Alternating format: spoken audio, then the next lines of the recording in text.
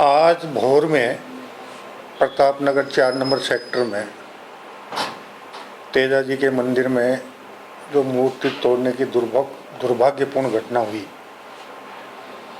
और उसके बाद जो जन आक्रोश फैला, उसके बाद पुलिस ने तत्परता से कार्रवाई करते हुए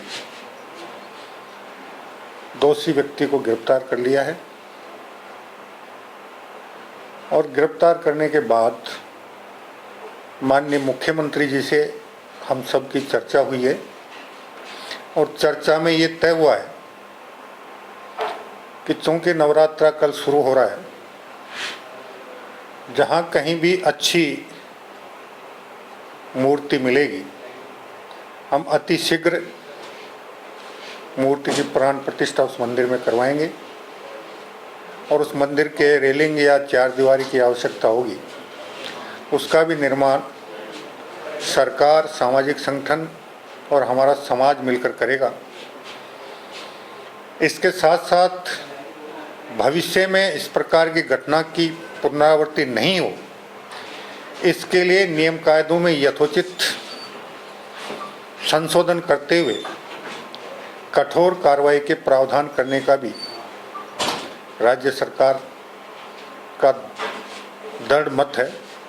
आने वाले समय में हम इस प्रकार की परिवर्तन की भी नियमों में या कानून में कहीं भी कोई करना होगा वो करने में निश्चित रूप से सफलता प्राप्त करेंगे, ताकि भविष्य में इस प्रकार की पुनरावृत्ति नहीं हो। और जो अगर कोई भी असामाजिक तत्व इस प्रकार की घटना को कारित करेगा तो उसे कठोर दंड से दंडित किया जा सके। साथ ही आज इस प्रकरण में जिन लोगों को पुलिस ने हिरासत में लिया था उन सबको अभी मुचलके के आधार पर रिहा किया जा रहा है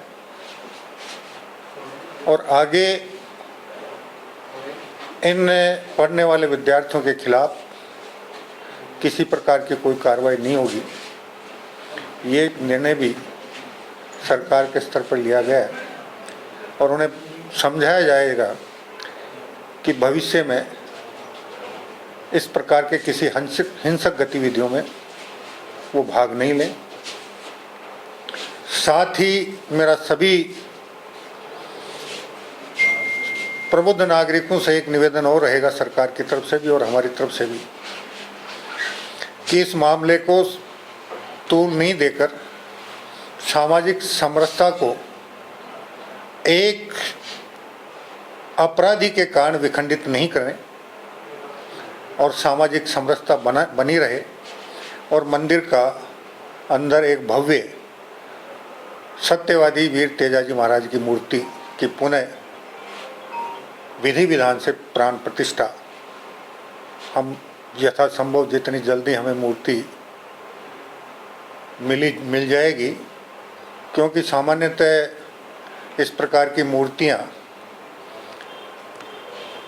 ऑर्डर देने पे कारीगरों द्वारा बनाई जाती हैं। अगर कहीं निर्मित मूर्ति मिल गई तो यथाशीघ्र, और अगर निर्मित मूर्ति नहीं मिली तो आदेश देकर एक भव्य मूर्ति अति शीघ्र मंदिर में पूरी विधि विधान के साथ प्राण प्रतिष्ठा करवा दी जाएगी। आपने कहा कि जो डिटेन किए हुए लोग हैं उन पर कोई कार्रवाई नहीं होगी। इस मामले में 3 FIR हुई हैं, एक तो जिस व्यक्ति ने मूर्ति को क्षतिग्रस्त किया उसके खिलाफ, और एक जो पेट्रोल पंप में जो देखो मूर्ति को जिसने क्षतिग्रस्त किया उसके खिलाफ तो कार्रवाई हो ही रही है। और बाकी जो वो तो गिरफ्तार हुआ, वो डिटेन नहीं है, उसकी तो गिरफ्तारी हो चुकी है। अब इस मामले में पेट्रोल पंप पर और एक दूसरी सड़क जाम को लेकर तो बात हो ही गई ना। पेट्रोल पंप पर जो कोई घटना हुई है उसके अगर कोई साक्ष्य निकलेंगे तो जो भी कोई तत्व उसमें शामिल मिलेगा उस पर अनुसंधान के बाद आगे का विचार किया जाएगा। भविष्य में ऐसी घटनाएं नहीं हो, इसके लिए सरकार क्या प्रयास करेगी? इसके लिए बताएं ना, हम नियम कायदे कानूनों का विधि विशेषज्ञों के साथ विचार विमर्श करके और कोई कठोर प्रावधान किस नियम किस कानून में किया जा सकता है ये विचार विमर्श के बाद निर्णय लेकर आने वाले विधानसभा सत्र में इस बारे में। अभी जिसको पकड़ा गया है, क्या लगता है कोई सोची समझी साजिश के तहत हुआ है या फिर जैसे पुलिस? देखिए, अब तक जितनी जानकारी मिली है, उसने रात में, चूंकि वो पहले कोई 1.5 लाख रुपए महीने में किराए लेकर एक रेस्टोरेंट चलाता था। रेस्टोरेंट में लंबा घाटा उसको लग गया, पैसे के लिए मोहताज हो गया। कल रात में उसका एक दोस्त किसी होटल में रुका हुआ था, वो उसके पास फ़ोन करके आया और उससे कहा कि मेरी मानसिक स्थिति ठीक नहीं है, शराब पिलाओ। और जैसा अब तक जानकारी मिली है कि उसने बहुत अधिक मात्रा में शराब का सेवन किया और सेवन करने के बाद लगभग 2:30 बजे के बाद वो होटल से निकला है। होटल से निकलकर जब वो मंदिर के सामने गया तो सामान्यतः गाड़ियों के पीछे कुत्ते लग जाते हैं, कुत्ते लगे, उसने गाड़ी रोककर थोड़ी देर तो कुत्तों के साथ कुछ किया है और उसके बाद उसका दिमाग फिरा, जैसा उसने अपने बयानों में कहा है कि मेरी इस आर्थिक बदहाली के लिए भगवान को दोषी माना और उस क्रोध में मैंने भगवान की मूर्ति को तोड़ा है। फिर भी ये गहन अनुसंधान का विषय है।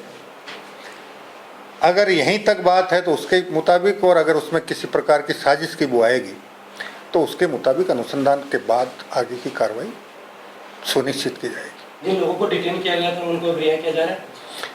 हाँ, उनसे मुचल के लेकर रिहा किया जा रहा है।